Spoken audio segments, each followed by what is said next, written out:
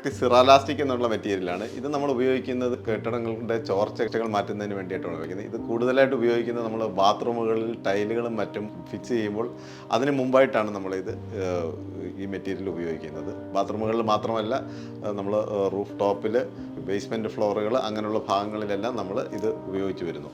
ഇതിനകത്ത് ഇത് ഉപയോഗിക്കുമ്പോഴുള്ള അഡ്വാൻറ്റേജ് എന്ന് പറഞ്ഞു കഴിഞ്ഞാൽ നമുക്ക് ടൈലൊക്കെ ഒട്ടിച്ചതിന് ശേഷം ഉണ്ടാകുന്ന ഈർപ്പം താഴോട്ട് പിടിക്കുന്ന ആ വിഷയങ്ങളൊന്നും പിന്നീട് നമുക്ക് ഉണ്ടാകുന്നതല്ല. ഇതിൽ നമുക്ക് 2 ഐറ്റം മെറ്റീരിയലുകളാണുള്ളത്.